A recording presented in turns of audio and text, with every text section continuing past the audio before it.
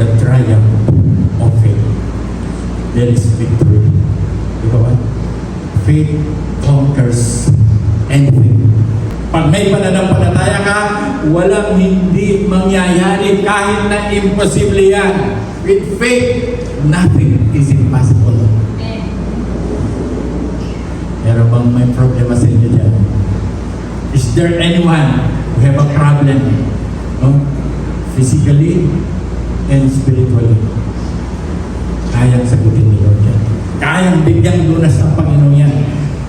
Sabi nga ni Lord doon sa Old Testament, there is nothing too difficult for me. Of course not. Of course, walang mahirap. Of course, hindi maiksi ang kamay ni Lord. Of course, si Lord, kayang-kaya niya. If He has created the universe, the heavens and the earth, is it too difficult for Him to answer our small problems? Of course not. Di ba ba? So, our point number 1 is this. The triumph of faith, her faith caused her to cry to the Lord. Ang laki ng nagagawa ng pananampalataya. Verse 21 and 22. At ang sabi ay, and Jesus went away from there and withdrew to the district of Tyre and Sidon. Ano mapasin natin sa verse 21? It is His plan for you and me. Nung makita ni Jesus na merong babae doon na malapit sa Tiro at saka sa Sidon, siya mismo ay pumunta roon upang mag-meet sila ng babaeng ito. Aalis siya kung saan hindi siya tinatanggap. Sabi nga doon sa isang talata, He came to His own, but He was not accepted. Aalis siya doon sa piling ng mga anak ng Diyos, mga bayang pinili ng Diyos, at pupunta sa doon, sa Tulo, sa Tiro, at saka sa Sidon, upang mag-meet sila ng babaeng ito. This is how the Lord is doing to us. Alam niyo ba, nung tayo'y nakarinig na ng palataya sa Diyos, si Lord ang gumawa na ng paraan. Nung naririnig natin ang Ebanghelyo, si Lord ay kumikilos na sa ating puso. And He's going to meet us. Yan ang ginawa ni Lord. Kaya ngayon tayo ay mga mananampalataya sapagkat tayo ginanagpo ni Lord. See what the Lord is doing to us. Diba? Napakaganda ng ginagawa niya. And this is what she said. And behold, a Canaanite woman from that region came out and was crying. This is the time, no? This is it, sabi ng babaeng ito. I'm going to ask Him. I'm going to cry and call Him. Have mercy on me, O Lord, the Son of David. My daughter is severely oppressed by a demon.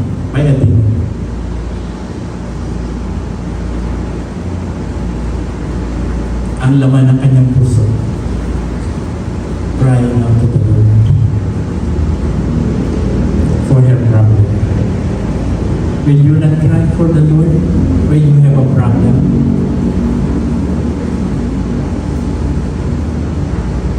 Of course, we will, di ba? Meron kang problema, hindi ka lumalapit. Kapatid, mabigat ang problema niya. Pero, para sa kanya, no? Nandyan niya, no? This is the one, sabi niya, no? O Lord, Son of David, kinikilala niya na ito ay anak ni David. Tawag pa niya ay, O Panginoon. See? Does He have the right to call Him Lord? Wala. She does not belong to God's people. Wala siyang karapatan. But because of her faith, ang nagano, ang dahil sa pananampalataya, Jesus honors her. Kahit ito isang makasalanan, kahit na ito ay mga lahing sinumpa ng Diyos, kahit na ito ay mga sumasamba sa Diyos-Diyosan, once na nakita ni Lord na ikaw ay sumasampalataya sa Kanya, ikaw ay pakitigyan ni Lord. Faith cries out to the Lord. Sigaw mo kay Lord. Hilingin mo kay Lord. Anong problema mo kayo? Because you have faith. Naniniwala ka, bakit mo tatawagan?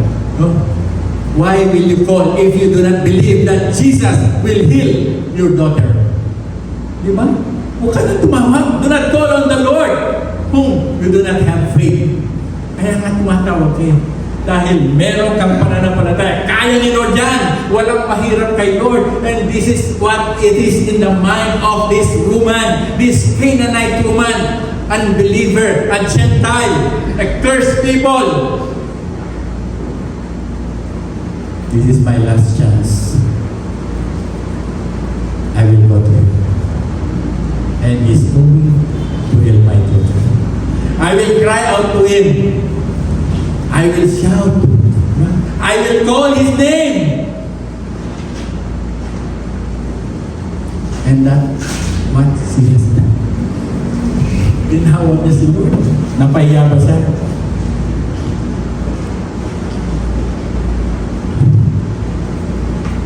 Faith started only when she heard about Jesus. Healing of all kinds of sickness.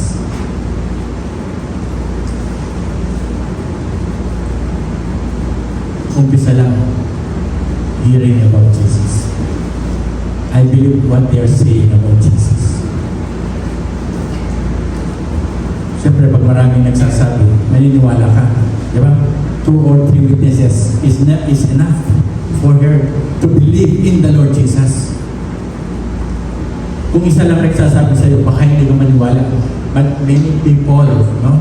Hearing about them, about Jesus, he heard about Jesus, then faith started to enter into her heart. Meron palang kayang magpagaling sa aking anak. So, she has an issue in her life as a daughter severely oppressed by a demon. Ganon din naman ang bawat isa sa atin. Di ba ba? Meron tayong kanya-kanyang issue sa buhay. Anong gagawin natin? Will we not cry out to Him? Hindi mo ba tatawagan yung kaya niyang isolve yung lahat ng problema mo? Wala tayong nakikita, no? Merong solusyon, ayaw mo. Merong kayang gamutin ang sakit mo, ayaw mo. Wala gano'n. Every person, di ba? Kapag kakailangan niya ng solusyon, hanapin niya yung tao na makapagpapagaling sa kanya. Kaya pupunta tayo sa magagaling na doktor, di ba?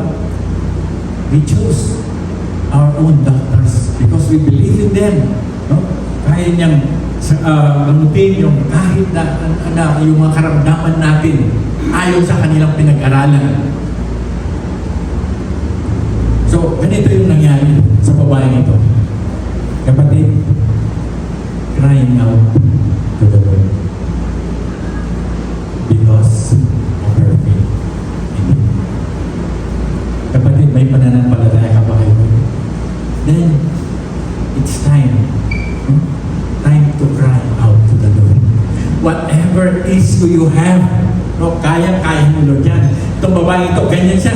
Imagine a Canaanite woman believing in the Lord Jesus. Di tayo makapaniwala, di ba? Even Israel. No? Bihira tawagin ng Panginoon, this man, my people have a great faith. Katunayan, ay marami sa mga Israel. They have no faith in Him. They did not accept the Lord Jesus. He came into His own end. They believe not in Him. Yun ang mga Israel. But this woman, she's different. Di ba? That is why we are like that woman. Tayo mga Gentile. Hindi man tayo mga anak ng mga that we are the God's chosen people. But we believe now in the Lord. Amen? We believe the God of Abraham, the God God of Abraham, the God of Isaac, and the God of Jacob.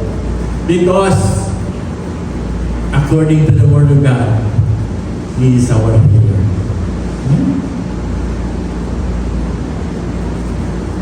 She was very determined to help her child. Amen? Tignan ninyo, no?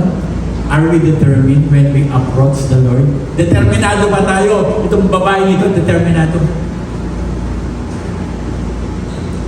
Faith started to creep into her heart that caused her to cry out to the Lord. Doon na, nag-umpisa. And then, faith is being elevated here. Ayan. Elevated. Na kailangan ay ang ating pananampalataya ay nag-elevate yan. Nag-umpisa doon sa maliit, malaki ng habang tumatagal, lumalaki yung pananampalataya mo kay Lord. Itong babaeng ito, sa umpisa pa lang, wow, how great is your faith. Diba? Dahil po niya yung mga Israelita, the Pharisees, the elders, the people of Israel have seen the miracles of Jesus, but they did not accept Him as their Savior, as their Messiah. Napaka-stubborn po ng mga Israel, di ba? But this woman, ang dali niyang maniwala. Ang dali niyang maniwala sa Diyos na makapangyarihan. So, a mother's love, ito, he cries out to the Lord because he believed. By believing, by having faith in the Lord, ang kanyang anak napapagaling. Ako po bilib ako sa mga kababayan. Yung mga ina, ang tindi ng kanilang pagmamahal sa kanilang mga anak. Always they say, sabi niya, ang anak matitiis niya ang kanyang magulang, but never a mother. Hindi niya matitiis sa kanya. A mother's love is no mere emotion, and it is not satisfied to expend itself in idle tears. Ang ibig kong sabihin na hindi lamang po siya emotion na yung pag-ibig ng sa kanyang anak. At hindi siya satisfied doon sa iyak lamang. She will find a way, no? So that her daughter will be healed. Her love will not permit her to give up her hope and her effort. Makukuha ba yan sa payak-iyak lang? Hindi! Pupunta ako doon sa magaling na manggagamot. Dadalhin ko yung aking anak doon upang gumaling siya. Ganun ang pag-ibig ng isang ina. Lahat ng paraan gagawin niya. And this is what the woman have done to his demon-possessed daughter. Ginawa niya ang lahat. No? At gagawin niya ito. Lalapitan niya si Jesus na nagpapagaling ng mga karamdaman. Pupuntahan niya ito kahit na hindi siya karapat-dapat, hindi ako kabilang. At hihingi ako ng tulong kay Lord. How great is the faith of a woman? Meron ba tayong pananampalataya katulad ng babaeng ito? Yes, we have. Alam natin yung mga pinagdaanan kung paano kumilos si Lord sa buhay natin. So, it is a cry of faith that stops Jesus. Amen. Pagka meron pananampalataya, the Lord stops to listen, to talk, and to heal them, those who are sick. Pag nakita ni Lord sa puso, meron kang pananampalataya, He will stop to listen to your cry. And see, every individual, every Christian that has faith in your heart, Jesus will stop to hear, to listen to you. Kaya si Lord. Kung ito nga Canaanite woman, hindi pa siya Kristiyano, hindi pa siya mananampalataya, meron lamang siyang pananampalataya nung marinig niya si Jesus, pinagaling niya yung may karanda. Gaano pa tayo mga mananampalataya na ngayon, hindi niya didigin yung mga daing at mga panalangin natin. Now, you are sons and daughters of God. Will God not hear our prayers, our crying out to Him? Pakitipin ni Lord na. Amen?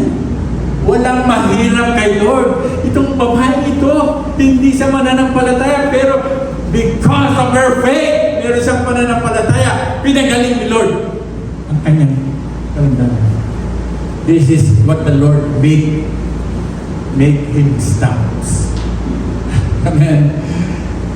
Merong may pananampalataya dyan, merong may problema dyan, umiikot si Lord. Tinitingnan niya kung may faith ka, and He will listen to your cry. Eh? Pakikinggan ka niya. Walang mahirap kay Lord.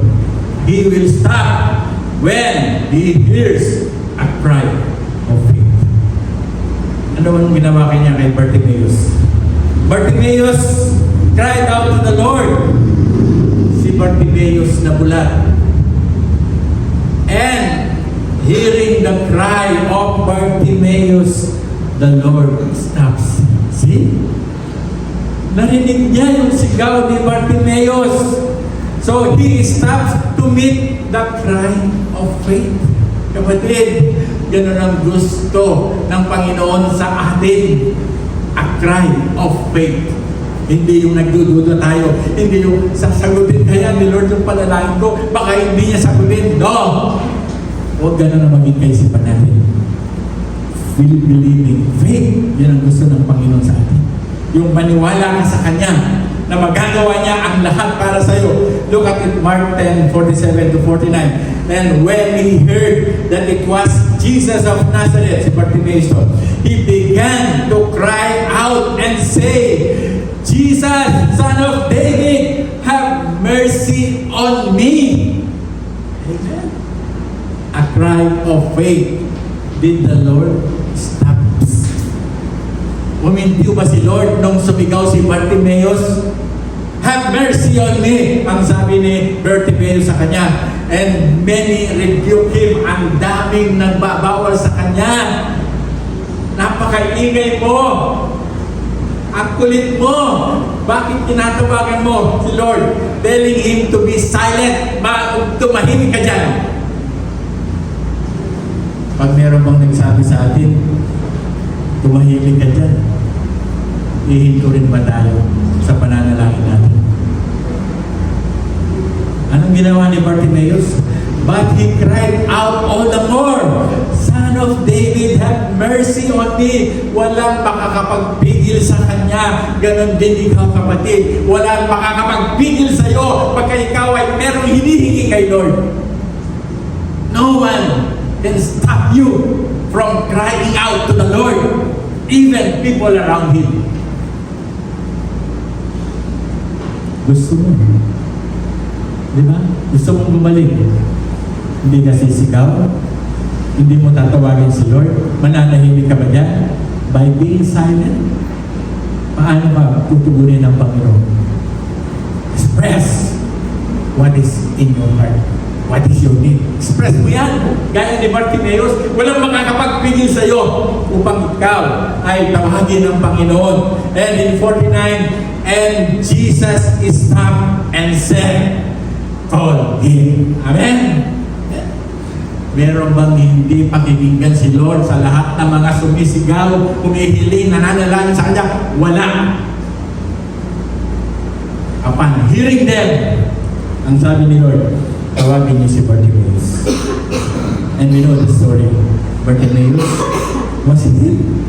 Amen? Meron bang mahirap kay Lord? Wala. It is written for us to believe what He has done for us. Kung walang mahirap, Jesus is the same yesterday, today, and forever. Amen? Walang mahirap kay Lord.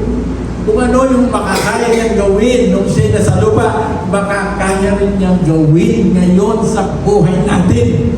Yung pinakamahirap na karamdaman natin ngayon, pinagaling tayo ng Lord. Ang sino mang tao lumapit kay Lord at sumampalataya sa Kanya, that is the greatest miracle that ever happened to him. Hindi yung pinagaling lang physically. Akala ng iba physically. No. The greatest miracle that the man be converted into believing Christ in His life. Yun ang greatest miracle. Gumaling na siya. Bakit? Kahit anong mangyari, mamatay man siya, he will be with the Lord. Diba? Hindi ka magaling pagka ikaw, kahit na malakas ka ngayon, pag hindi, pag spiritual mo hindi magaling, tiyak, meron kang matinding sakit na hanggang ngayon, hindi mo pa nasosolve. No salvation without Christ. That is the greatest sickness. No Christ in your life. Pag wala si Kristo sa buhay mo, meron kang matinding sakit at kinakailangan ay gamutin na kaganyan because it might be too late. Hindi mo totoo yung kasabihan. Better late than never.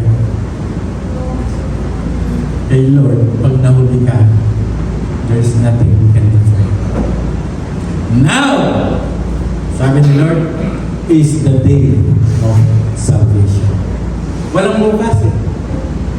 Walang bukas. Pag wala si Kristo sa buhay mo at dumating na ang araw ng Panginoon, sigurado hindi ka kasama doon sa sasalubong sa Kanya. You have been given, sabi nga na, all the time in the world, but you decide nothing of it. You did not accept the Lord Jesus in your life. You did not make Him as your Lord and Savior. You're hearing about Him, but you care nothing for Him. Mahirap yun. Huli ng lahat. Paghuli ng lahat, men will be shouting to God, but nothing will answer their prayers. Alam niyo po ba, sabi ng kasulatan, in hell, people were blaspheming God. They blasphemed God because of what had happened to them. Kasi ang tindi ng hirap na dinaranas nila doon. They were being tormented with fire. Sabi nga ni Lord, sabi niya, wherein the fire and the worms do not die. Imagine that, yung apoy at saka yung mga uod hindi na mamatay doon sa impyerno. That's why it's good to have faith in the Lord. In 2 Kings, ganun din naman ang ginawa niya kay Hezekiah. Imagine, the pleadings, the prayers of Hezekiah was heard by the Lord, and the Lord answered him. In those days, Hezekiah became sick and was at the point of death. And Isaiah the prophet, the son of Amos, came to him and said to him, thus says the Lord, set your house in order, for you shall die, and you shall not recover. That is the message of the Lord to King Hezekiah. Ano ginawa ni Hezekiah? He prayed to the Lord. Then Hezekiah turned his face to the wall and prayed to the Lord, saying, now, O Lord, please remember how I have walked before you in faithfulness and with the whole heart, and I have done what is good in your sight. And Hezekiah wept bitterly. Imagine that, may tanan ng buhay mo. Ano sinabi? For you shall die, and you shall not recover. But he prayed to the Lord, and the Lord answered his prayer. And before Isaiah had gone out of the miracle, the word of the Lord came to him, turn back and say to Hezekiah, the leader of my people, thus says the Lord, the God of David your father, I have heard your prayer, I have seen your tears. Behold, I will heal you. On the third day you shall go up to the house of the Lord, and I will add 15 years to your life. Meron bang mahirap kay Lord? No? If you're going to ask the Lord, Lord, extend my life because I want to serve you more. Lord, help me because I want to serve you more. Is it too difficult to the Lord to do that? Of course no. Di ba? Mahirap ba na-extend the Lord ang buhay mo? Ngayon may taning ang buhay mo, sabi ng doktor. Pero meron kang Lord, no? Na kaya niya i-extend ang buhay mo. Amen? Amen? Imagine that 15 years is going to die now, but the Lord was so grace, no? Full of grace to him. Will you not hear will God not hear our prayers? His people, the prayers of His people, His sons and daughters, hindi ka ba niya pakikinggan sapagkat anak ka niya? Kahit mayaman o mahirap ka, anak ka pa rin niya. Anong kalagayan mo sa buhay? And the Lord answers the prayers of His people. Amen? Woo! I will add 15 years to your life. Amen? Anong ibig po sabihin? Yung mga may edad na po sa atin, manalangin po ngayon. Manalangin po tayo, i-extend pa yung buhay natin. That's what I'm saying to Pastor God. Will He not extend your life if the Lord is still using you? Using us? Is it difficult to the Lord to extend our life? No, it isn't. Diba? You can extend another 15 years for us. Amen? Amen? Ganun si Lord. Ganun ang ginawa niya kay King Hezekiah. And then our point number 2, her faith pushed her to be courageous. Dahil sa kanyang pananampalataya ay naging matapang siya. Amen? Hallelujah. Naging matapang. This woman became a courageous woman because of her faith in the Lord. Verse 23 to 27. But he did not answer her a word. Yan si Lord, ano? Merong si Lord, hindi kanya sinasagot, nananahimik pa lang siya. Maghintay ka. Eh?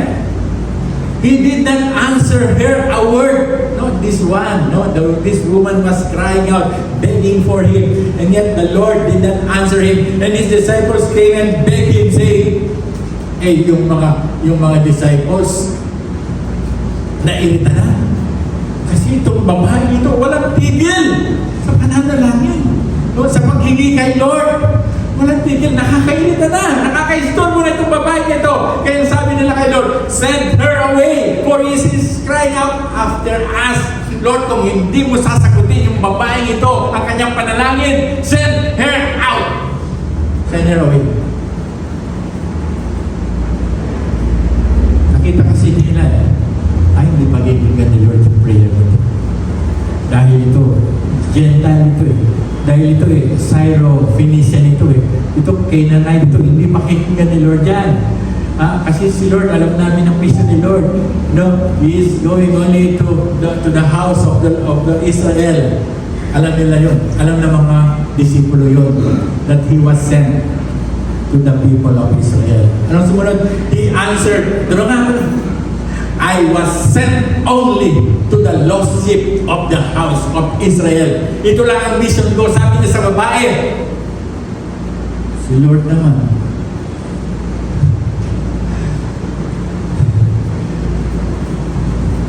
meron pala sa mission, hindi pala ako karapat-dapat bawa sa kanya. Pag sinabi pa ni Lord, yung mission ko para doon sa nawawalang tupa ng Israel, titigil naman tayo. Dahil sinabi ni Lord, hindi ako dumating para sa inyo, ako ako'y dumating para sa bayang Israel. Titigil na ba siya? This man became courageous. Lalo nga siya naging matapang. At ang ganda ng kanya sinagot. Diba?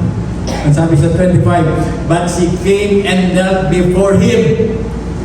See? How courageous is this woman? Sinabihan na siya ni Lord. Ang tigas pa ng ulo niya. Lumapit pa siya. Sabi niya, lumuhod pa siya. Sabi niya, Lord, help me! Sinabihan na nga. Lalo pang nagpupumili. Gusto ni Lord makulit. Amen? Amen? Pag hindi kasi nasa ko ni Lord, kulitin mo lalo si Lord. Hindi yung tama na yung panalangin. Hindi na sinasagot ni Lord. Titigil na ako. No! Huwag kang titigil. Di ba? Amen! Huwag kayong tumigil sa pananalangin. Lalo tayong lumapit kay Lord. Ito yung ginawa ng babae. Ito ang pinakisa sa atin kung paano ang paglapit kay Lord. Giving us the example how to draw him to the Lord. Di ba? Ang ganda ng halimbawa niya. Kulitin mo si Lord. Yeah. Hanggang hindi ginagawa ni Lord, sinasagot si Lord, huwag kang titigil sa kakatawag sa Kanya. Sa kakaiyak sa Kanya. Huwag kang tumigil. No? Pray without ceasing. Huwag mong itigil yung kahilingan mo kay Lord. Kahit mahirap yan. Kahit walang mahirap kay Lord.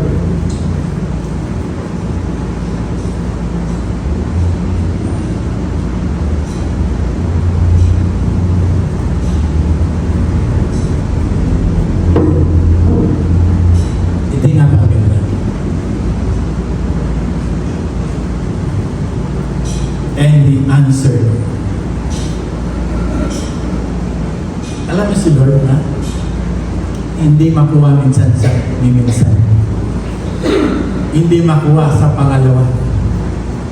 Sa pangatlo, ang sabi niya, then he answered, it is not right to take the children's bread and throw it to the dogs. Sa tingin natin parang ang baba naman ang tingin ni Lord sa mga Kananitan ba? Sa mga Kananean. Jesus called them dogs because they are cursed people, they are immoral people, they are idol worshiping people, they are engaged in idolatry, no? They are engaged in children's sacrifice. Kaya tawag din sa kanila. And throw it to the dogs. Parang walang tugon si Lord. Pero itong babae ito, kulit pa rin. She said, yes, Lord. Yes, yet even the dogs and the crumbs that fall from their master's table. Yet even the dogs eat the crumbs that fall from their master's table. So, if there are obstacles of faith, will we stop calling, crying out to the Lord? Dahil merong hadlang, dahil sinabi ni Lord na ganito, ganyan, ako'y pumunta sa bayang Israel. O sabi naman niya, hindi dapat ibigay ang tinapay ng mga anak doon sa mga aso. Dahil kasi sinabi ni Lord yun, titigil siya, hindi pa rin siya tumigil. Kahit na tinawag siya ni Lord na aso, hindi siya tumigil. These are obstacles. Ano nakikita natin dito? The silence of God does not mean stillness. Ang pananahimik ng Diyos minsan ay hindi nangangahulugan, wala siyang magagawa. Hindi siya kikilos para sa atin. God does miracle to them who have faith. Amen? Pagka mayroong pananampalataya at nakita ni Lord, mayroong kang pananampalataya, ikaw ay tutugunin ni Lord sa iyong pananampalataya. Bakit? The Lord is very busy working to those who have faith now. Pagka mayroong meron siyang nakita sa atin, merong mananampalataya, lalapitan ka kanya niya. Tutugunin niya kagad ni Lord. Bakit? Si Lord, tinitingnan niya yung mga tao na merong pananampalataya. Wala, no? Hindi siya nalulugod doon sa mga walang pananampalataya. Yung mga kaisipan nila, hindi magagawa ng Diyos yun. Hindi nalulugod si Lord yan. Without faith, it is impossible to please God. So, ganun ang buhay natin. So, this woman was a Canaanite, a descendant of cursed people, a religion of vile practices, demon worship, sexual action, children sacrifice. She is not entitled of the blessings of God, yet she has hope in the Lord to help her. This woman is like us. We are all Gentiles. Before, we are this practicing evil practices, vile practices. Ganon tayo nun, di ba? Wala tayong pananampalataya kay Jesus. Hindi tayo naniniwala sa Biblia. Hindi tayo naniniwala sa sinasabi ng banal na kasulatan. Ganon tayo nun. Ganon sila nun. Her problem is her demon-possessed child. She does not deserve the children's bread. Ay, ganon pala. Dahil hindi ako anak, hindi deserve ang children. Pero, ang galing niyan sumagot, di ba? In spite of rejection from the Lord, she still insists. Nagpumiling pa rin siya. Talagang hindi siya tumigil. Dapat ganun tayo. We should not stop. We should have that courage to continue to cry, to plead, no, to ask the Lord for what we need. Ganun dapat gagawin natin. So, this woman in letter A, she has an unyielding persistency in prayer. Hindi siya basta sumusuko. Kahit na hindi pa niya nakikita ang tugon ng Panginoon, kahit na sinagot na siya ng Panginoon, hindi ako dumating para sa iyo. Hindi ka karapat dapat na kumain ng tinapay ng mga anak dahil ikaw ay aso.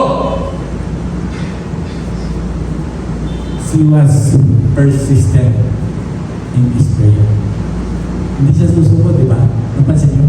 Ganon din naman tayo sa ating paglapit sa Panginoon. Huwag tayong susuko. Ano bang laki ng problema natin kahit hindi pa na nakikita ang tugon ng Panginoon sa ating buhay, ay kinakailangan bang patuloy pa rin tayo tulad ng babaeng ito na nagpakita sa atin ng mabuting halimbawa, a good example for us that we will not yield. No? Unyielding persistency in prayer. Hindi sumusuko. Amen. This woman would take no refusal. Hindi siya tumatanggap ng pagtanggi sa kanyang kahilingan. Amen. Dapat ganun tayo. Hindi tayo tumatanggap ng refusal ng Panginoon. Amen. Hindi tayo dapat tatanggap. And itong babae ito, itong Canaanite mother na ito, it is a wonder woman. Di ba? A wonder woman. Nakakabangha yung ginawa niya. Ito'y babae. Di ba? Ito ay hindi kasama doon sa mga lingkod o anak ng Diyos. Pero hindi siya titigil. Ang laki ng pananampalataya. Here is the greatest instance in all history of the victory of a persevering prayer of a mother. Amen?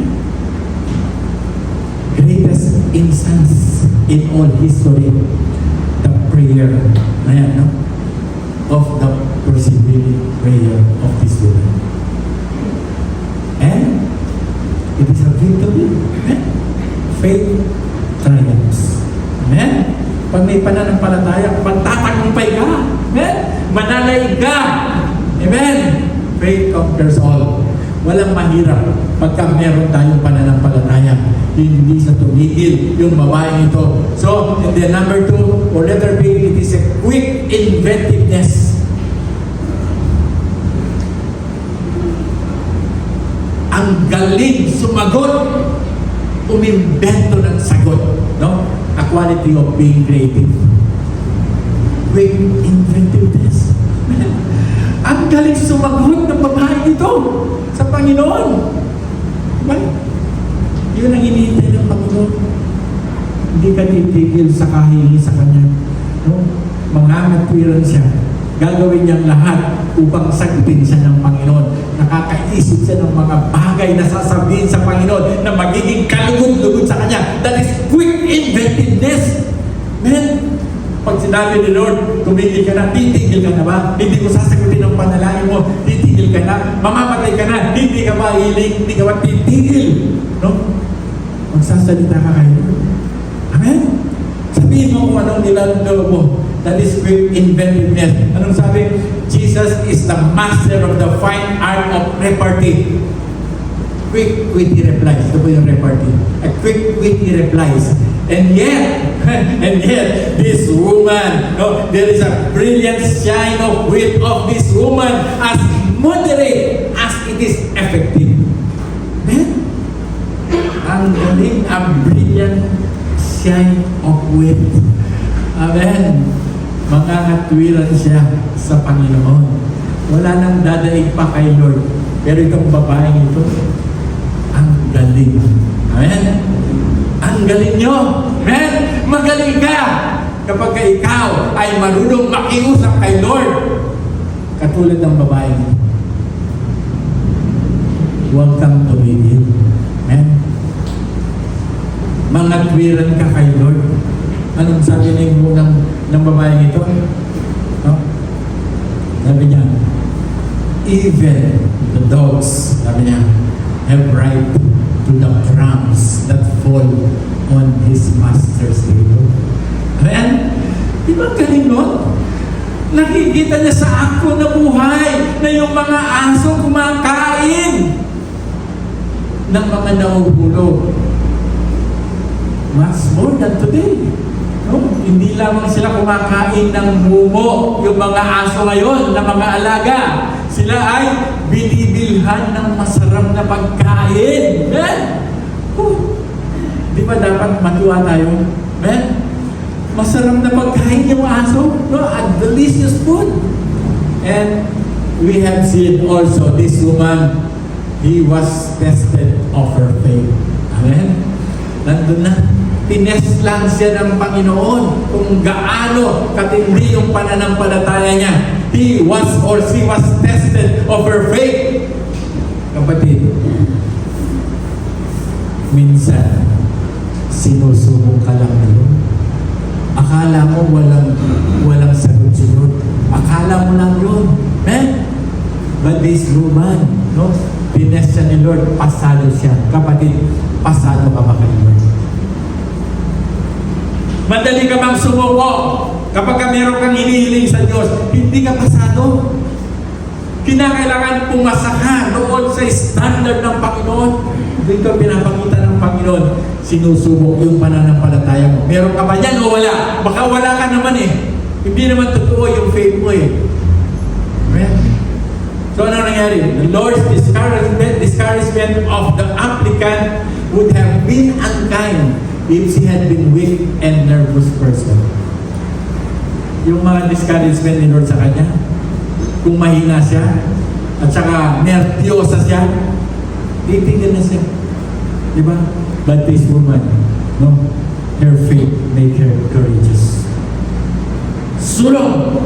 Hindi ako susuko. That is it. Kapag hindi ka susuko, yun ang ibig sabihin doon. Kahit na anong inihiling kay Lord, hindi pa dumating, huwag kang susuko. Katulad ng babae ito, kahit anong discouragement na marinig mo, hindi ka pa rin susuko. Jesus, and she passed the test. Jesus could see at a glance that she was a woman of courage and confidence. Pasado itong babae ito. Kapatid, pasado ba tayo sa test na binibigay ni Lord ngayon? Kapag ka may hinihingi ka, ikaw ay hindi tumitigil, ikaw ay nagpapatuloy, ikaw ay merong malaking pananampalataya sa Kanya na kaya niya ang hinihiling mo. A good example for us. A Canaanite woman. A good example, yes. Because we are just like her. A Canaanite. A Gentile. So her faith was at the woman, or pushed the woman to have courage, even a rejection from the Lord. We reject the Lord, but her faith still going and going, pushing and pushing. So God's silence is to test our faith. Amen? Pagka nanahimik ang Diyos, parang wala, hindi sumasagot si Lord. Tinetesting ka lang ni Lord yan. He wants to see our faith is elevated. Ayaw niya kasi yung maliit lang. Gusto ni Lord i-elevate yan. Yung pananampalataya natin. She cannot be stopped. No? This woman cannot be stopped. How about us? Is there anything that can stop us from pleading, from crying out to the Lord? We have seen the example of this woman. Nakita natin ang halimbawa, then it is good for us. Then, ganun pala, hindi pala ako dapat sumunod. So, if there is first, then there will be second. Di ba? Kung nauna yung Israel, then meron naman pangalawa eh. Di ba? Gentiles are second in line. Alalahanin natin. Remember that. Gentiles are second in line. Hindi tayo ang una. Pero yung mga Israel. Obstacles are not meant to destroy us, but to develop our faith. Obstacles, mga hadlang na yan, then it will only develop our faith. She accepted that she was a dog, but crumbs are more than enough for God's children. Amen? Amen. Kahit yung umuulan, they are more than enough. Amen? See what happened? Ano nangyari? Her daughter was healed. Amen? Sapat na yun para sa kanya. A great miracle have happened sa buhay ng babae nito. Gumaling yung kanyang anak na pinakamamahal. Imagine that, a woman who loved dearly her daughter was healed by the Lord. Eh? Ang galing naman ni Lord. Di ba?